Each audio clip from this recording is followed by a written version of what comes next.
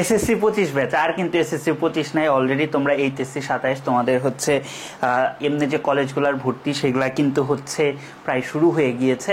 এবং আজকে কিন্তু নটরডেম কলেজের, হলি ক্রস কলেজের এবং সেন্ট জোসেফ কলেজের হচ্ছে ভর্তি বিজ্ঞপ্তি দিছে। যেহেতু আমি নটরডেমে পড়ছি এবং এটা নিয়ে আমার সবচেয়ে ভালো আইডিয়া, সো আমি এটা নিয়েই বলতেছি কথাগুলো হলি ক্রস কিংবা সেন্ট জোসেফের জন্য প্রযোজ্য।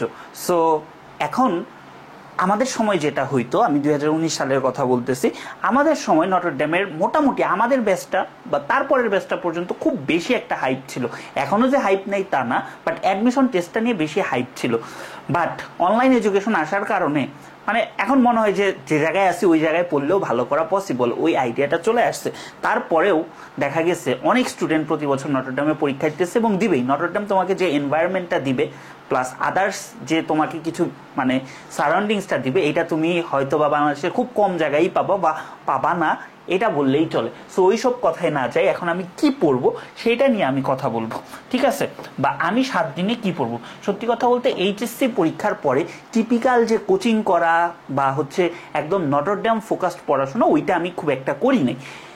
দেখা গেছে যে নটরডেমে যারা চান্স পায়, মানে আমি নিজে সেটার প্রমাণ যে ম্যাক্সিমাম স্টুডেন্ট না পড়ে লাস্ট 7 দিন 10 দিন 15 দিন পরে চান্স পায়। কেন চান্স পাচ্ছে? কারণ হচ্ছে তার বেসিক, ভাই, তার বেসিকের জন্য সে চান্স পায়। সে এত সুন্দর করে পড়ে রাখছে এইচএসসির টাইমে বা সরি এসএসসির টাইমে যে তার ওই বেসিকের বাইরে আসলে কোনো কিছু প্রয়োজন হয় না। এখন আমি সাবজেক্ট স্পেসিফিক ভাবে কথা বলবো। ফার্স্টে কথা বলবো সায়েন্সে। হ্যাঁ, সায়েন্সে কি কি হবে? বাংলা, ইংলিশ, হায়ার ম্যাথ, সাধারণ ম্যাথ কিন্তু না, সাধারণ গণিত কিন্তু না, higher math, physics, chemistry, biology. আচ্ছা, তার আগে আমি কয়েকটা কথা বলি। আমি যদি ভাগ করি যে নটরডেমে চান্স পাইতে গেলে সবচেয়ে ইম্পর্টেন্ট কোনটা? সবচেয়ে ইম্পর্টেন্ট হচ্ছে ভাই ম্যাথ, সবচেয়ে ইম্পর্টেন্ট হচ্ছে হায়ার ম্যাথ, এবং এখান থেকেই সবচেয়ে বেশি কোয়েশ্চেন থাকবে, ঠিক আছে? যেটা থাকে প্রতি বছর। এখন ভাই বলতে পারো ভাই কোয়েশ্চেন প্যাটার্ন কিভাবে হবে, এটা একটা ভালো কোয়েশ্চেন। সাধারণত আমাদের সময় যেটা হয়েছিল 60 মিনিট 60টা এমসিকিউ বা এসএকিউ এই টাইপের আসছিল। তো দুই ধরনের কোয়েশ্চেন আসতে পারে, একটা হচ্ছে এমসিকিউ অথবা এসএকিউ, শর্ট অ্যান্সার কোয়েশ্চেন। আবার অনেক সময় দেখা যায় যে একটা ছোট একটা অনুচ্ছেদ লিখতে দিতে পারে কিংবা হচ্ছে একটা প্যারাগ্রাফ লিখতে দিতে পারে। সো মিক্সড প্রশ্ন, টিচাররা জাস্ট যাচাই করতে চায় তোমার এসএসসি বেসিকটা আছে কিনা, এইচএসসিতে ক্লাস করার মতো তাদের পড়াগুলো পড়ার জন্য তোমার এনাফ বেসিক আছে কিনা। এবং আমাদের সময়ের আগে যেটা আসতো যে রিটেনটা মানে বেশ ভালোভাবে আসতো এবং ম্যাথ আসতো। এখন আগে যেরকম আসতো যে 4টা ম্যাথ আসতো 5 নাম্বার করে 20 নাম্বার। সো ম্যাথগুলো আমি যেভাবে প্র্যাকটিস করতাম একদম টেস্ট পরীক্ষার পরে আমি যেভাবে প্র্যাকটিস করতাম, ধরো এই যে এইটা একটা খাতা, হ্যাঁ, আমি সাধারণত এটাকে 4টা ভাগ করতাম। যত বড় ম্যাথই হোক একটা পেজে 4টা ভাগে ম্যাথগুলো করে ফেলানোর চেষ্টা করতাম। ধরো আমি 2-3 লাইন স্কিপ করে করতাম, মাথায় ক্যালকুলেশন করতাম বা যে কোনোভাবে হোক আমি হচ্ছে এটা করে ফেলতাম, ঠিক আছে? সো এইটা আমাকে অনেক হেল্প করছে। এই কাজটা তোমরা ইম্পর্টেন্ট ম্যাথগুলা হচ্ছে করবা। তো ইম্পর্টেন্ট ম্যাথের মধ্যে কোনগুলা ইম্পর্টেন্ট? ভাই উদাহরণের ম্যাথ সবচেয়ে বেশি ইম্পর্টেন্ট। উদাহরণের ম্যাথগুলো আমরা পড়তেই চাই না, বাট উদাহরণের ম্যাথ সবচেয়ে বেশি ইম্পর্টেন্ট। এবং তোমাকে কোনো জটিল ম্যাথ দিবে না, সহজ ট্রিকি ম্যাথ দিবে, ঠিক আছে? বা এমসিকিউ দিবে। ধরো আমাদের সময় হচ্ছে ত্রিকোণমিতি 8.3 কয়েকটা অঙ্ক হুবহু তোমার হচ্ছে বই থেকে তুলে দিছে। এবং আমি এমন একজন লোক ছিলাম এসএসসিতে যার ম্যাথ বইয়ের মানে এটা উচিত না, করতে করতে মানে তুমি আমার যদি যে কোনো ম্যাথ এনে দাও আমি তোমার উত্তর বলে দিতে পারবো, ঠিক আছে? তুমি আমার যে ম্যাথ দেখাবো আমি উত্তর বলে দিতে পারবো। সো আমার ওই সময় একটা কাহিনী ঘটছিল যে ঘোষণা দিতেছিল আমি 8টা শিফটে পরীক্ষা দিব, যে ক্যালকুলেটর নিয়ে যাওয়া যাবে না। তো আমি পরে অনেক বলে ওই যে মুদি দোকানের যে ক্যালকুলেটর সেটা নিয়ে গেছি, এবং আমি কিন্তু ট্রাইগোনোমেট্রিক ভ্যালুগুলো ওগুলো কিন্তু বসাইতে পারতাম না, ওই ক্যালকুলেটারে কিন্তু বসানো যায় না। এবং আমার প্রথম 2টা কোশ্চেনই ওরকম ত্রিকোণমিতি, ঠিক আছে? তো এখন অন্য মানুষ হলে কি করতো যে আর একটু করি, আমি কিন্তু পড়ি নাই, তাও কিন্তু খুব কমন ম্যাথ দিছে এবং উত্তরগুলো মনে ছিল, আমি কিন্তু দাগাই আসছি। পরীক্ষার হলে তোমার ভাই নাম্বার পাইতে হবে, তুমি মুখস্থ করে দাগাইছো না কি করে দাগাইছো ওইটা তোমার এই রেজাল্টে লেখা থাকবে না। সো এই ব্যাপারগুলো ইম্পর্টেন্ট, যে করতে করতে অভ্যস্ত। আমি 2 মাস হয়তো ম্যাথ খুব একটা করি নাই, বাট এর আগে তো করছি। সো ম্যাথটা এইভাবে দেখবা। এবং আমি আরেকটা কথা বলবো, এমসিকিউ এর জন্য ভাই উল্টা পাল্টা সাজেশন এগুলা কিচ্ছু দরকার নাই। তুমি এমসিকিউ এর জন্য টেস্ট পেপার দেখো, তুমি বোর্ডের কোয়েশ্চেনগুলা ট্রাই করো 30 সেকেন্ডের মধ্যে শেষ করার। এবং হ্যান্ড ক্যালকুলেশনটা একটু শিখো, হ্যান্ড ক্যালকুলেশনটা খুব ইম্পর্টেন্ট, হ্যাঁ। বা মাথায় হালকা পাতলা যে ক্যালকুলেশন সেটা করা খুব বেশি ইম্পর্টেন্ট। ধরো আমার মনে আছে, হ্যাঁ, আমাদের সময় একটা ফর্মুলা যে ম্যাথ আসছিল, এই যে ধরো ডাব্লিউ ইকুয়াল টু mgh, এইটা ফিজিক্সের একদম উদাহরণে মানে ছিল। তো অনেকটা আমার মনে আছে এখনো, ধরো 0.5 m ছিল, এইটা তোমার জি যেটা সেটা 9.8, এইটা ধরো 10, এইটার উত্তর কত হবে? এইটার উত্তর কত হবে? তখন মানে এমন একটা অবস্থা, এটা কিন্তু বোঝাই যায় কত হবে। একদম লাস্ট মুহূর্তে আমি ক্যালকুলেটর টিপারও টাইম পাইনি, যে ইনপুট দেবো আমি কিন্তু বুঝি নাই। তো তুমি কিন্তু এটা দেখে বুঝতেছো যে ভাই এইটা 9.8 যেটা আছে, 9.8-এ যদি আমি 10 ধরি, 10 10 100, এর অর্ধেক 50, তার মানে কাছাকাছি 50-এর আসলেও কোনো উত্তর হবে। তার মানে উত্তরটা তোমার অপশনে ছিল 49, ঠিক আছে, একটু দূরে দূরে অপশন ছিল, আমি 49 দাগায় আসছি। বা এটা কিন্তু মুখে মুখেও করা যায় যে তোমার কি 98 হয়, 98-এর অর্ধেক কত? 49। তো এই ধরনের ট্রিক্সগুলো, এই ধরনের চিন্তা ভাবনাগুলো মাথায় রাখবা এবং হায়ার ম্যাথ বইটা খুব ভালোভাবে করবা। যে কয়টা চ্যাপ্টার আছে ইম্পর্টেন্ট ম্যাথগুলো খুব ভালোভাবে হায়ার ম্যাথের করবা। এরপরে যেটা সবচেয়ে বেশি ইম্পর্টেন্ট সেটা হচ্ছে ফিজিক্স। ফিজিক্স বেশি ইম্পর্টেন্ট। আচ্ছা, ফিজিক্সের ক্ষেত্রে কি হয়, ফিজিক্সে খুব টাফ ম্যাথ, কঠিন ম্যাথ এগুলা দিবে না, সহজ ম্যাথই দিবে। উদাহরণের ম্যাথ সবচেয়ে সহজ, তারপরেও এগুলাই দেয়। উদাহরণ প্লাস মানে বোর্ড এমসিকিউ এর যে ম্যাথগুলা ঘুরে ফিরে সেগুলাই দেয়। আরেকটা জিনিস এখন নতুন ইন্ট্রোডিউস হওয়া শুরু করছে, সেটা কি বলতো, মানে তোমার information based, info based question. Info based question কি, পোলাপান বই রিডিং পড়ে না। নটর ডেমের একটা মানে কোর থিম হচ্ছে বই রিডিং পড়া, ঠিক আছে, বই পড়া, বই রিডিং দেওয়া, ঠিক আছে, বই রিডিং পড়ে না, ঠিক আছে। এখন তোমারে যদি মানে বলে ধরো যে কাজ ক্ষমতা শক্তিতে কোন শক্তিতে রূপান্তর হয়, তুমি কাজ ক্ষমতা শক্তি অনেক ভালো পারো, বাট তুমি ওইটা পড়োই নেই, কোন শক্তি কিসে রূপান্তর হয়, কি হয়, এগুলো পড়োই নেই। সো এই জিনিসটা, এই ছোট ছোট ইনফরমেশনগুলো বোর্ডের এমসিকিউগুলো যায় না রাখলেই তোমার ফিজিক্সে হবে, খুব বেশি প্যারা দিবে না। প্যারা একটু অনেকটা দিতে পারে, সেটা হচ্ছে কেমিস্ট্রি। কেমিস্ট্রি অনেকটা প্যারা দিতে পারে। ধরো কেমিস্ট্রিতে আমার সময় আমার মনে আছে লাস্ট 2 দিন আমি জাস্ট 2টা জিনিস পড়ছিলাম। ওই যে লাস্টে তোমার ওই যে সাবান বানায় না, ওই যে একটা যে জৈব যৌগের ব্যবহার আর জৈব যৌগ, ঠিক আছে, ওইটা পড়ছিলাম এবং আমার কিন্তু বই খুব ভালোভাবে রিডিং করা ছিল। সো একটা আমাদের সময় প্রশ্ন আসছিল যে বিমান চালাতে নিচের কোনটি লাগে। এখন ভাই এটা অনেকে জানেই না, কোনটি লাগে অনেকে এটা জানেই না। কেন ভাই, আমাদের সময় যে জৈব যৌগ ছিল সেটা শুরুতেই একটা আংশিক পাতন, ঠিক আছে, মানে একটা ছকের মতো ছিল এবং ওইখানে এই ইনফরমেশনটা ছিল, ঠিক আছে। সো এই লেভেল থেকে মানে প্রশ্ন আসে। সো কেমিস্ট্রিতে তোমার যত কোয়েশ্চেনই আসবে ম্যাক্সিমামই আসে হচ্ছে information based. So chemistry reading যদি কেউ এত দিনেও বইটা রিডিং না দিয়ে থাকো, গল্পের বইয়ের মতো হইলেও একটাবার বই রিডিং দাও, ইনফরমেশন বেসড কোয়েশ্চেন আসবে আর কিছু কনসেপচুয়াল কোয়েশ্চেন আসবে। মানে এখানে তোমার 50-50 সোজা কথা, 50% ইনফরমেশন আসলে 50% কনসেপ্ট। এখন এসএসসির বইটা যদি বলি, কেমিস্ট্রি আহামরি তো কোনো কনসেপ্ট নাই, ঠিক আছে, দুই একটা ম্যাথ ধরো স্টয়কিওমেট্রি, যে স্টয়কিওমেট্রি মানে 6 নাম্বার চ্যাপ্টারের যে ম্যাথগুলো আছে ওগুলার হয়তো বা দুই একটা ম্যাথ, লিমিটিং বিকারক মানে বিক্রিয়ক, এটা দিয়ে হয়তো বা দুই একটা ম্যাথ ইজিলি করা যায়। বা তোমার মোলের যে সূত্রটা আছে, দুই একটা ইজি ম্যাথটা দিয়ে কেমিস্ট্রি তোমার শেষ করবে। এখন সবচেয়ে বেশি যদি কোশ্চেন আসে ম্যাথ থেকে, তারপর আসবে ফিজিক্স, তারপর আসবে কেমিস্ট্রি। এখন বায়োলজি থেকে কি করবে? 60 নম্বরের পরীক্ষা হলে বায়োলজি হাইয়েস্ট 3 থেকে 4 নম্বরের আসবে। বায়োলজিতে ধরো বেশ কিছু চ্যাপ্টার খুবই ইম্পর্টেন্ট। ধরো তোমাদের ওই যে 4র্থ অধ্যায়ের জীবনী শক্তিটা বেশ ইম্পর্টেন্ট। তারপরে ধরো তোমাদের ওই যে কিডনির চ্যাপ্টারটা, কিডনিতে তো আসলে অল্প একটুই আছে। তারপর তোমার আরো যে জেনেটিক্সের ছোট ছোট 2-একটা চ্যাপ্টার আছে, ওগুলা ইম্পর্টেন্ট। সো বায়োলজি তুমি এই শর্ট টাইমে কি করবা, ইম্পর্টেন্ট লাইনগুলা পড়বা। তুমি জাস্ট ইম্পর্টেন্ট লাইনগুলা পড়বা, এখানে কিচ্ছু পেঁচাবে না, এখানে পেঁচানোর কিছু নাই, জাস্ট ইম্পর্টেন্ট লাইন যেগুলা বোর্ডে আসছে তোমার কাছে যদি একত্র করা থাকে, বিভিন্ন টেস্ট পেপারে দেখবা লেখা থাকে এই অধ্যায়ের গুরুত্বপূর্ণ তথ্যগুলি, জাস্ট ওই তথ্যগুলা পড়বা, বোর্ডের কোয়েশ্চেন, বোর্ড এমসিকিউ সলভ করবা। তোমার বায়োলজি প্রিপারেশন এনাফ, ঠিক আছে। এরপরে আসো বাংলা, যেহেতু আমি ইংলিশ পড়াই, সবার লাস্টে বলবো ইংলিশ। বাংলা আমি শিওর না বাংলা থেকে কয়টা প্রশ্ন আসবে, 2টার বেশি প্রশ্ন আসা উচিত না, 2-3টার বেশি প্রশ্ন বাংলাতে আসবে না। আমার সময় বাংলা যেটা আসছিল, আমি বাংলা পড়িনি, আমার সময় আসছিল হচ্ছে একটা সন্ধি বিচ্ছেদ আসছিল, আমার মনে নাই সন্ধি বিচ্ছেদটা, বাট আমার এইটুকু মনে আছে আমি পড়তে বাংলা দ্বিতীয় পত্র ভালোভাবেই পড়ছিলাম, আমি পেরে গেছিলাম।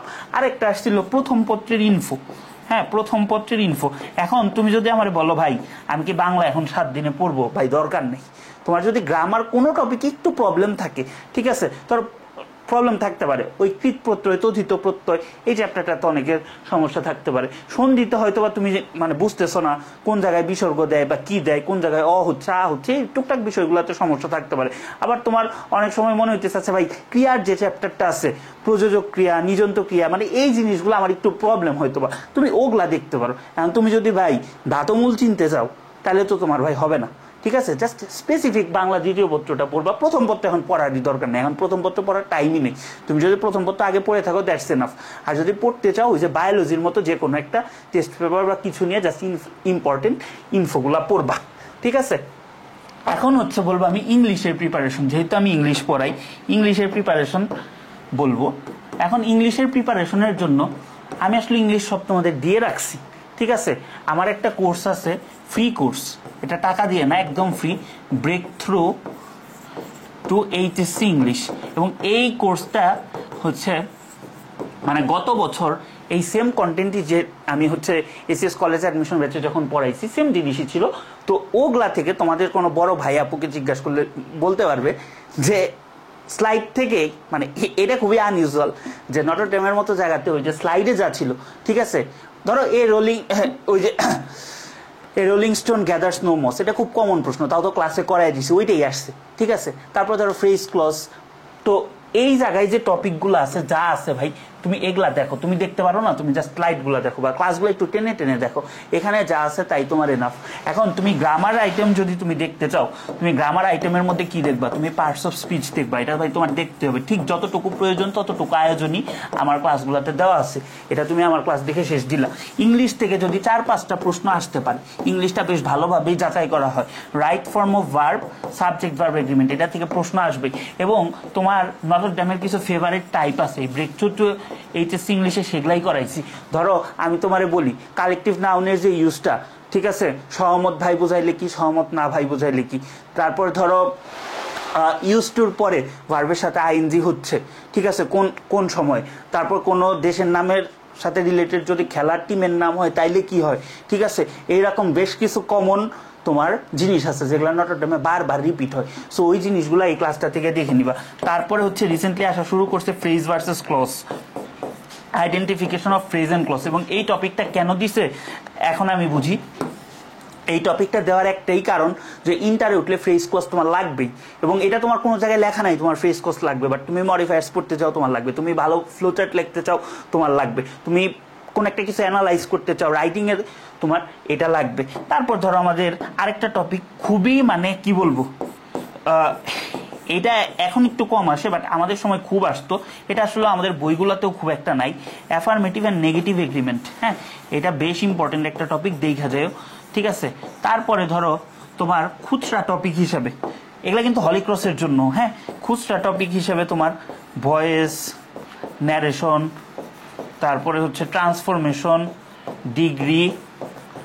ডিগ্রি ট্রান্সফরমেশন, ঠিক আছে, ট্রান্সফরমেশন। তারপরে হচ্ছে ধরো তোমার tag question, embedded question, framing question, তো এটা জানোই কি, এগুলা আসে।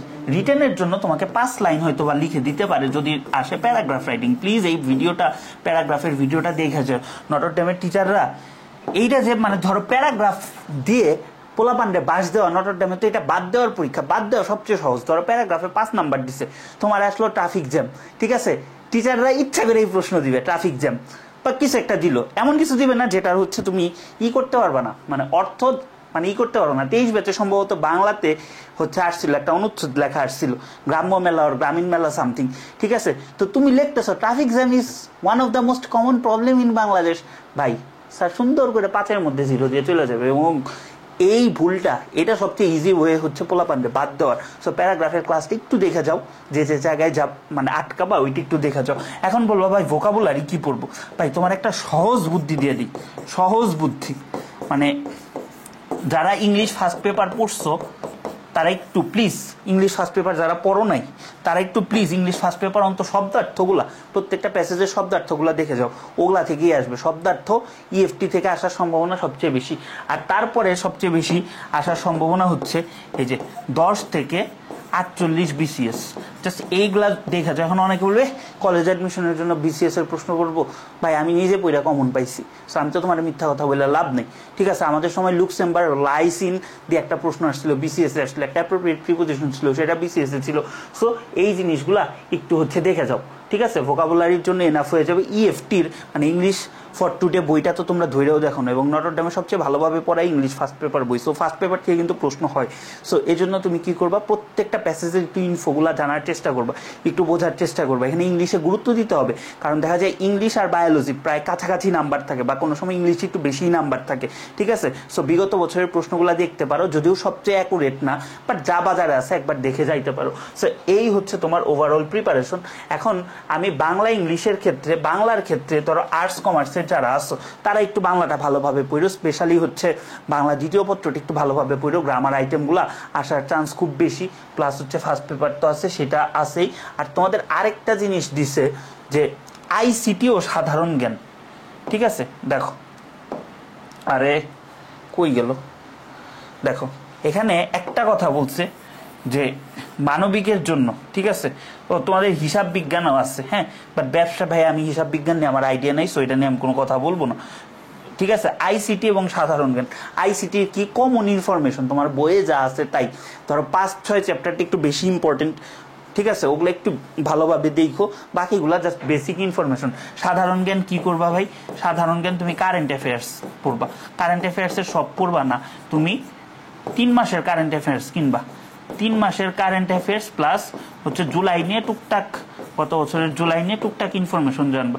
এই 3 মাসের যে কারেন্ট অ্যাফেয়ার্স সেফ থাকার জন্য, আমি নিজে ভাইভাতে কমন পাইছি কারেন্ট অ্যাফেয়ার্স থেকে, আমার এই জিকে রিলেটেড কোশ্চেন করছিল, সো আমি জানি। এখন তোমার এই যে কারেন্ট অ্যাফেয়ার্সটা যে তুমি কিনবা সব পড়বা না, কারেন্ট অ্যাফেয়ার্সের প্রথম 2-3 পাতায় দেখবা হাইলাইটেড পয়েন্টগুলো থাকে, হ্যাঁ, হাইলাইটেড পয়েন্টগুলো থাকে, ওই হাইলাইটেড পয়েন্টসগুলো দেখবা। এটা কিন্তু এইচসিসির জন্য, মানে হলিক্রসের জন্য সেম কথা, হাইলাইটেড পয়েন্টসগুলো দেখবা।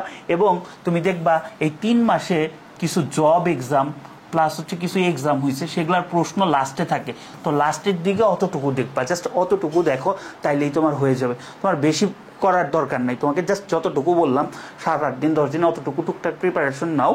যারা হচ্ছে এইচএসসির পরীক্ষার, মানে যারা হচ্ছে এইচএসসির হচ্ছে পড়া শুরু করছো, বাট এখন আমার মনে হয় যাদের নটর ডেমে পড়ার ইচ্ছা আছে তারা একটু পড়াটাকে পজ দিতে পারো, পজ দিয়ে কলেজ অ্যাডমিশনের এই পড়াগুলো পড়ে তারপরে তুমি আবার শুরু করতে পারো। সো আর বেশি বড় করবো না ভিডিওটা, সবার পরীক্ষা ভালো হোক, শুভকামনা রইল সবার জন্য, বেস্ট অফ লাক।